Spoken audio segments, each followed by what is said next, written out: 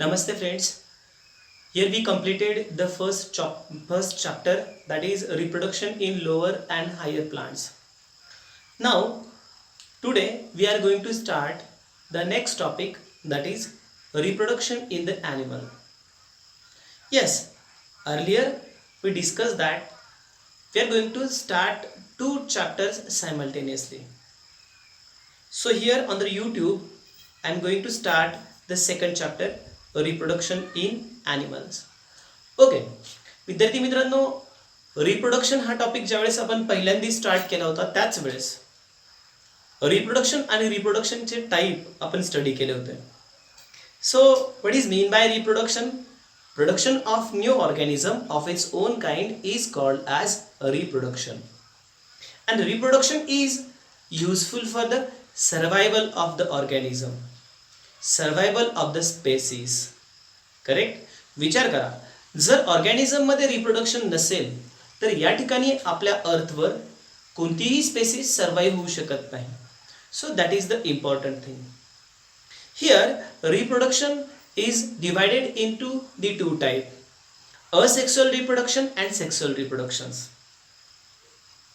Now there is a difference between the asexual and sexual reproduction that we already studied in a detail. Correct? तुम्ही मागच्याच चॅप्टरमध्ये asexual reproduction आणि sexual रिप्रोडक्शन्स यांच्यातला जो difference आहे ना तो डिटेलमध्ये स्टडी केलेला आहे. आता परत तुम्हाला या चॅप्टरमध्ये सुद्धा तो डिफरन्स दिलेला आहे, पण आपण इथे तो डिटेलमध्ये घेत नाहीये कारण तो ऑलरेडी झालेला आहे. सो मी शॉर्टमध्ये फक्त सांगेन, what is sexual reproduction? Reproduction with the formation and fusion of gamete is called as sexual reproduction, and asexual reproduction, reproduction without formation and fusion of gamete is called as asexual reproduction. right? म्हणजे रिप्रोडक्शनचे हे दोन type असणार आहे. As like the plant, animal also shows the presence of asexual reproductions. Okay, मग असे खूप सारे animals आहेत की त्यांच्यामध्ये असेक्सुअल रिप्रोडक्शन्स प्रेझेंट आहे. मोस्टली असेक्सुअल रिप्रोडक्शन कुणामध्ये प्रेझेंट असतं? जे लोअर ॲनिमल्स आहेत ना त्या लोअर ॲनिमल्समध्येच असेक्सुअल रिप्रोडक्शन प्रेझेंट असतं. शक्यतो हायर ॲनिमल्समध्ये असेक्सुअल रिप्रोडक्शन्स प्रेझेंट नसतं, हायर ॲनिमल्समध्ये. मग लोअर ॲनिमल्स कोणते? मग तुम्ही बघा, किंगडम ॲनिमालियामध्ये ऑलरेडी स्टडी केलेलं आहे. या ठिकाणी पोरिफेरन्स असतील किंवा मग निडारियन्स असतील, प्लॅटीहेल्मॅन्थिस असतील, ॲस्केहेल्मॅन्थिस असतील, हे लोअर ॲनिमल्स आहेत.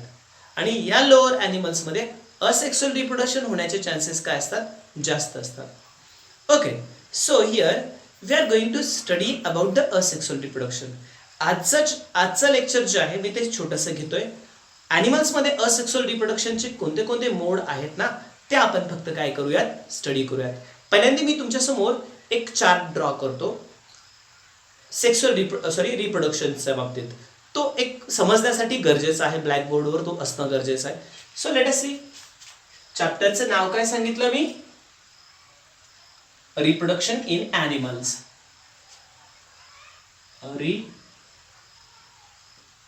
Reproduction in animals. So here reproduction is divided into how many parts? Two parts. कोणते कोणते दोन पार्ट्स, कोणते कोणते दोन टाइप आहेत रिप्रोडक्शनचे? First is the sexual reproduction, sexual reproduction, and second is the asexual reproduction, asexual reproduction. So sexual reproduction and asexual reproduction, these are the two type. परत एकदा मी स्टेटमेंट पण इथे लिहितोय. Sexual reproduction with formation and fusion of gamete, formation and fusion of gamete, and asexual reproduction without formation and fusion of gamete, without formation and fusion of gamete. Okay, now next एक statement इथे mention करणं गरजेचं आहे. Asexual reproduction mostly present in a lower animals. Lower animals मध्येच asexual reproduction present असतं. So first today we are going to discuss about asexual reproduction only. Asexual reproduction in animals. Okay, first statement काय mention करू शकता तुम्ही? काय mention करू शकता? It is generally found in a lower organism. It is generally found in कोणते organism? Lower organism. So हे lower organisms मध्ये मोस्टली प्रेझेंट असेल. Now major type of asexual reproduction present in the animal is the gemule formation and the budding. Gemmule formation आणि budding हे दोन major टाईपचे asexual reproduction कुणामध्ये present असतात? ॲनिमल्समध्ये present असतात. याच्याबरोबर अजून एक टाईप आहे रिजनरेशन, पण जनरली त्याला शक्यतो रिप्रोडक्शन्समध्ये टाकलं जात नाही. पण तरी काही वेळेस या ठिकाणी regeneration can produces the new organism. So regeneration सुद्धा आपण असेक्सुअल रिप्रोडक्शन्समध्ये कन्सिडर करू शकतो. पहिल्यांदा आपण काय बघूयात? That is the gemmule formation. So first is the gemmule formation. Gemmule formation. So what is gemule formation? This type of asexual reproduction is generally present in poriferans only. Kingdom ॲनिमालियाचा सगळ्यात simple, सगळ्यात lower टाईपचा जो group आहे तो पोरिफेरन्स आहे. तुम्ही 11th kingdom ॲनिमालिया study केलेला आहे. So poriferans includes the organism that do not shows the tissue or organ grade organization. या ऑर्गॅनिझम्स मध्ये, या ॲनिमल्स मध्ये टिश्यू फॉर्मेशन झालेलंच नाहीये. हे सगळ्यात सिंपल टाईपचे, ऑर्गन्स पण नाही, सिस्टीम पण नाही, टिश्यू पण काहीही तयार झालं. It is just aggregation of a cell. कोणताही ऑर्गन नाही, कोणताही पार्ट नाही, कोणतीही सिस्टीम नाही, फक्त काय cells are come together to form a body. Okay, so आता या ॲनिमल्समध्ये शक्यतो जर समजा टिश्यूज तयार झालेले नाही आहेत, ऑर्गनच तयार झालेले नाहीये, तर रिप्रोडक्टिव्ह ऑर्गन्स कसे तयार करणार आहोत? रिप्रोडक्टिव्ह पार्ट्सच याच्यामध्ये तयार झालेले नाही, रिप्रोडक्टिव्ह सिस्टीम पण नाही याच्यामध्ये. सो सेक्शुअल रिप्रोडक्शन असण्याचे चान्सेस तर खूपच कमी आहे, एकदम कमी असणार. म्हणजे हे ॲनिमल्स एक्सक्लुझिव्हली सेक्शुअल रिप्रोडक्शन्सनेच प्रोड्यूस केले जातात. आणि ते पण कोणतं मेन टाईपचं रिप्रोडक्शन आहे? तर जेम्युल फॉर्मेशन. हा, बडिंग सुद्धा तुम्ही या ठिकाणी काही ठिकाणी बघू शकता, but gemmule formation is a common. So this type of reproduction is only present in a sponges, that is in porifera. It is only found in organisms of phylum Porifera.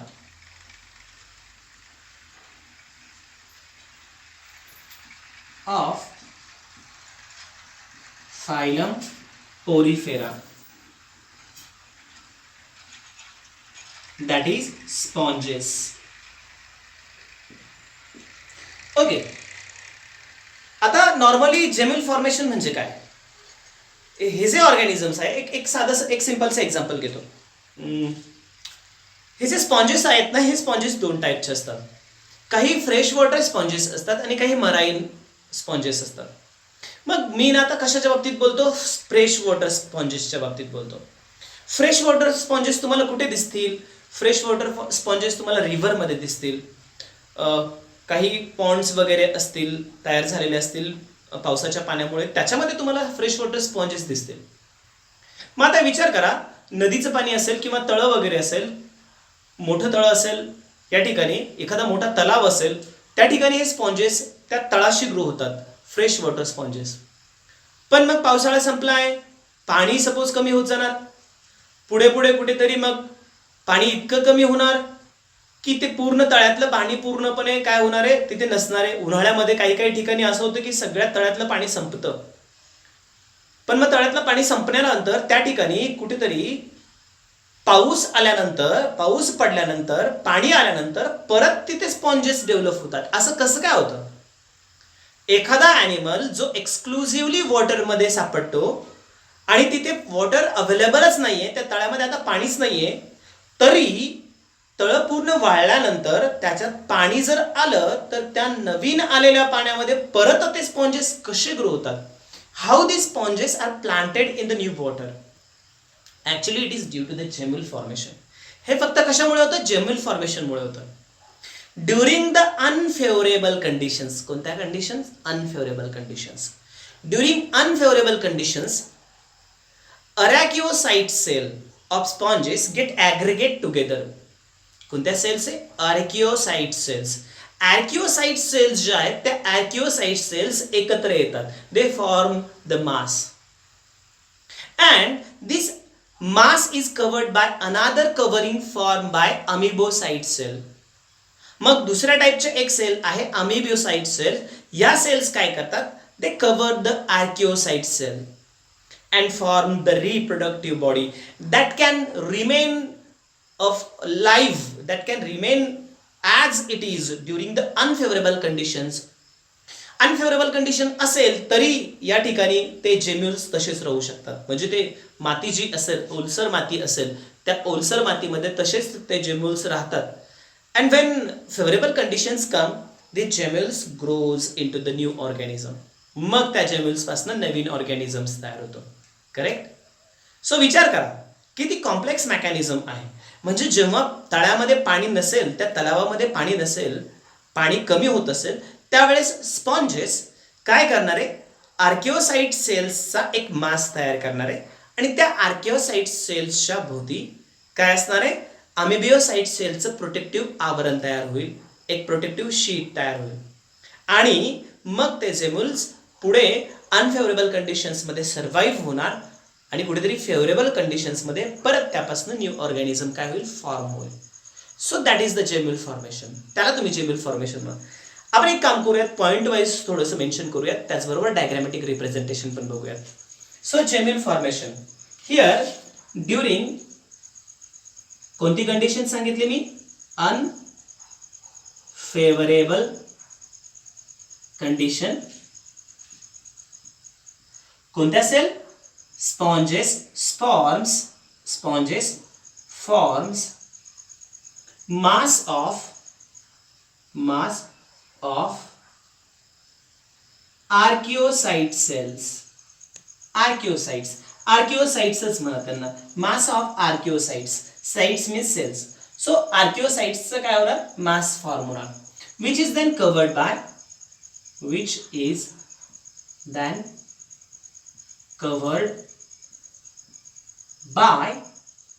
covering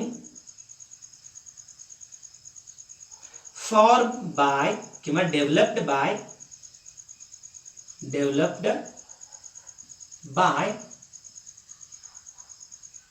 अमिबिओसाइट sale. Okay, अमिबिओसाइट्स ज्या असतील मग त्या काय develop करणार? तर covering develop करणार. Okay, ठीक आहे. And now this is the gemmule. मग त्याला जेम्युल्स म्हणा. Now gemmule can grow into new organism. कधी पण? ड्युरिंग कोणती condition? Favourable conditions. Favourable condition. Okay, diagrammatically बघा. डायग्रॅमॅटिकली जर तुम्ही बघितलं तर सेंटरला मास ऑफ सेल प्रेझेंट असेल, that is the archaeocytes.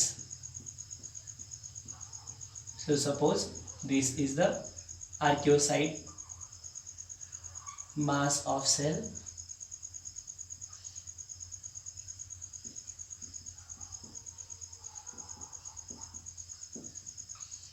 And these archaeocytes are covered by the covering.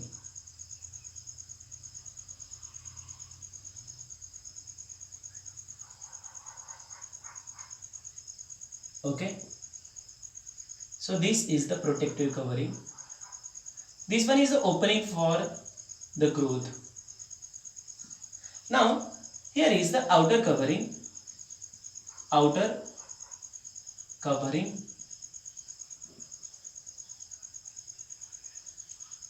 And here small inner covering is also present.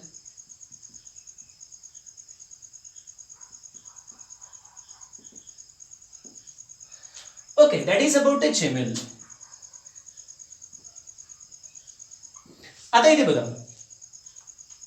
स्पॉन्जेसचा अजून एक peculiar characteristics आहे, and that peculiar characteristic is nothing but the skeleton. आठवत असेल तुम्हाला 11th ला आपलं झालेलं आहे, स्पॉन्जेस मध्ये सुद्धा स्केलेटन प्रेझेंट आहे. Yes, a framework that support the body is nothing but the skeleton. Correct. Okay, आता हे जे फ्रेमवर्क आहे, हे जे स्केलेटन आहे, स्पॉन्जेस मध्ये काय असतात? तुम्ही म्हणाल सर स्पॉन्जेस तर एकदम सिंपल टाईपचे ऑर्गॅनिझम आहे, त्यांच्यामध्ये कसं का स्केलेटन तयार होतं? जसं आपल्यामध्ये बोन्स वगैरे तयार होतं, जर त्यांच्यामध्ये टिश्यूज नाही तर स्केलेटन कसं काय तयार होणार? करेक्ट ना? नाही, तर त्यांच्यामध्ये स्केलेटन आहे. It is in the form of spicule. लक्षात असू द्या, नीटच्या दृष्टिकोनातून ही इम्पॉर्टंट टर्म आहे. स्पॉन्जेसमध्ये स्पिक्युल्स प्रेझेंट असतात. स्पिक्युल्स, यस, हे जे स्पिक्युल्स आहेत ना, हे स्पिक्युल्स ॲज अ स्केलेटन म्हणून ऍक्ट होतात. त्याचबरोबर स्पिक्युल कोणत्या टाईपचे आहेत त्याच्यावरनं आपण स्पॉन्जेसचं क्लासिफिकेशन पण करू शकतो. Example, some sponges shows the presence of calcareous spicule. Okay, some sponges shows the presence of siliceous spicule. सिलिकापासून तयार झालेले स्पिक्युल असतात, कॅल्शियमपासून तयार झालेले स्पिक्युल असतात. And some sponges may shows the spongin fibre. स्पिक्युल्सच्या ऐवजी त्यांच्यामध्ये स्पॉन्जिन फायबर्स प्रेझेंट असतात. Okay, same things are also present in gemmule. ते जे स्केलेटन आहे ते कुठेतरी जेम्युल्समध्ये पण प्रेझेंट असणं गरजेचं आहे, ते तिथे पण प्रेझेंट असतं. सो या ठिकाणी मग काय प्रेझेंट असणार आहे दाखवताना, या ठिकाणी तुम्ही अशा लाईन्स दाखवणार. ते दुसरं तिसरं काही नाही, तर दिस आर नथिंग बट द स्पिक्युल्स. हे सगळे स्पिक्युल्स आहेत.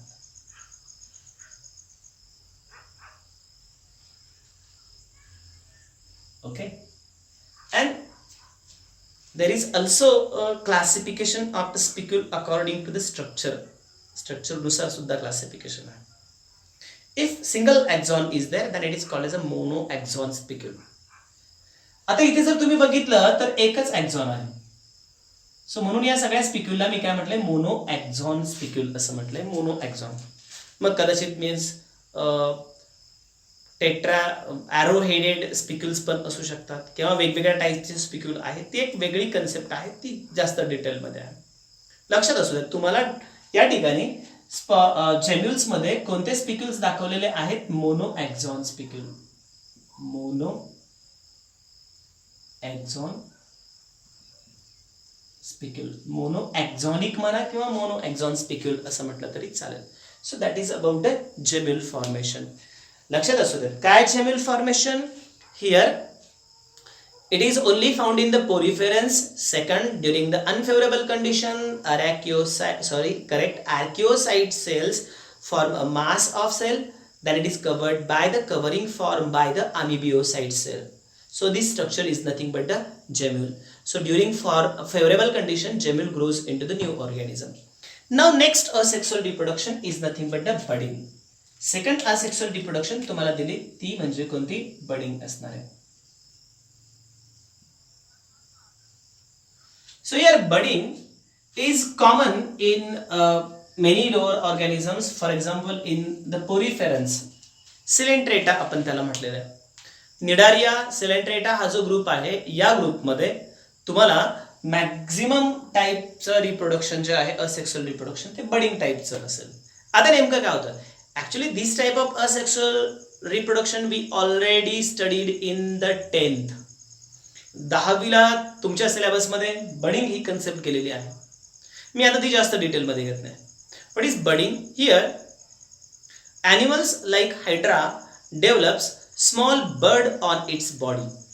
तुम्ही जर हायड्राचं स्ट्रक्चर बघितलं तर या पद्धतीने हायड्राचं स्ट्रक्चर असेल. So suppose this one is the parent hydra.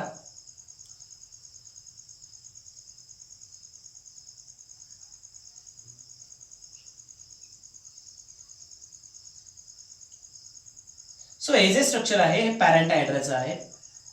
तुम्हालाही माहिती आहे सिलेंटरेटा और cnidaria shows the presence of a tentacles. त्यांना टेंटॅकल्स प्रेझेंट असतात. So hydra have the tentacles. So या पद्धतीने तुम्ही टेंटॅकल्स ड्रॉ करू शकता. So suppose this is the parent hydra. This parent hydra develops the small bud on its body. या parent हायड्राच्या बॉडीवर काय डेव्हलप होणार आहे? स्मॉल बर्ड डेव्हलप होणार आहे. मी आता पॅरेंट हायड्राची पूर्ण डायग्राम ड्रॉ करत नाही, फक्त बर्डची डायग्राम ड्रॉ करतो.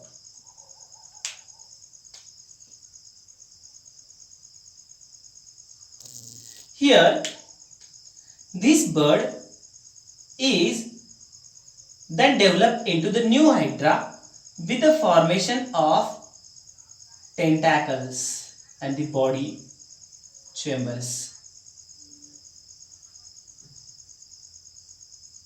So here it formed the tentacle and it act as a new organism. It separate as the new organism. So this hydra get developed into the new hydra. Okay, that is about the budding.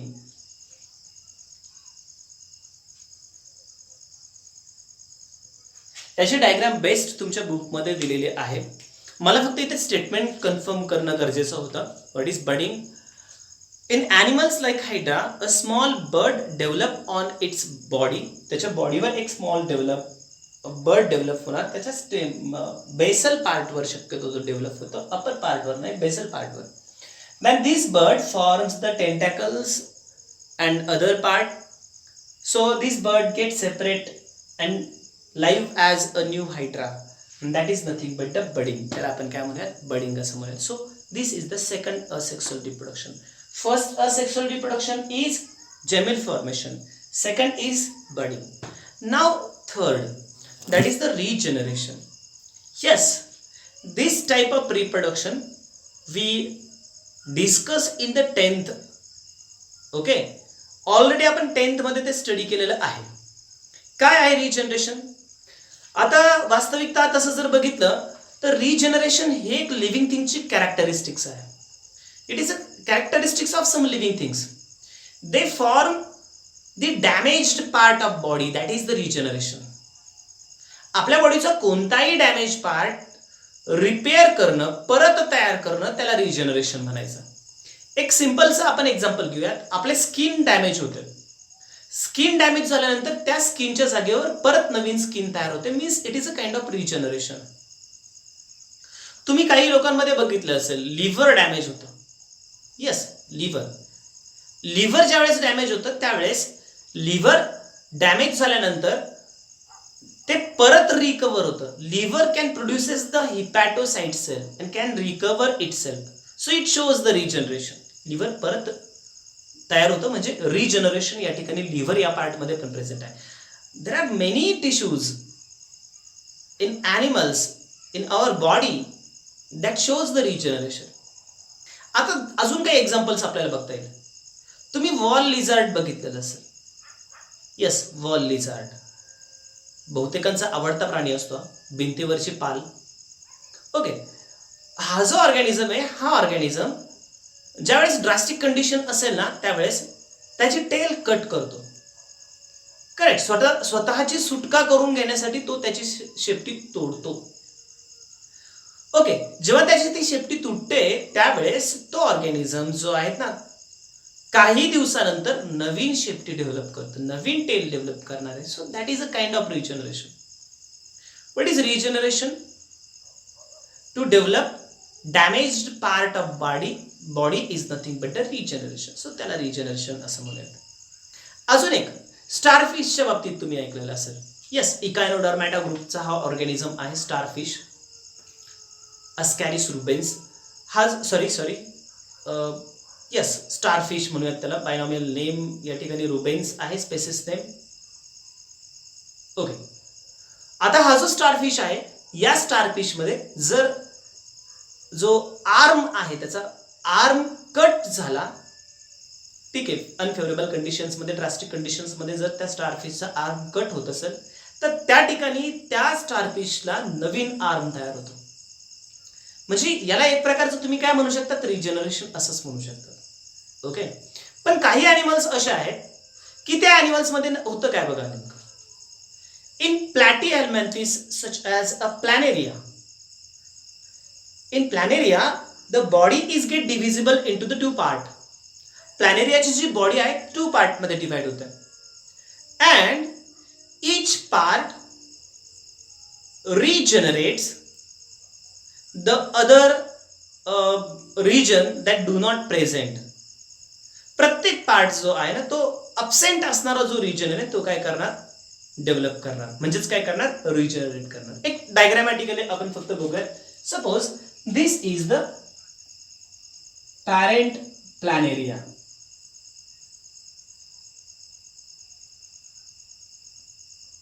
Now here in parent planaria, during certain conditions, planaria divides itself into the 2 parts.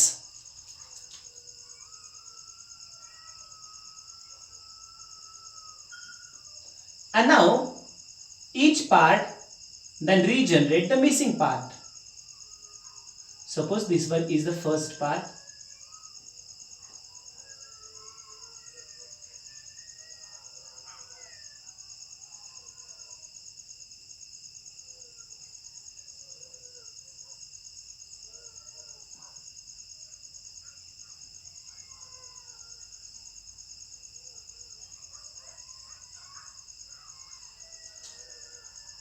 And this is the lower half.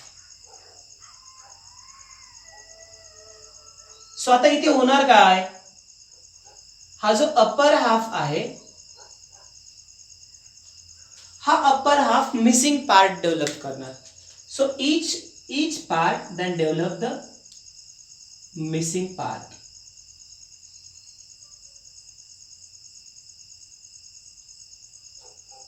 Here also it forms the, it develop or regenerate the missing part.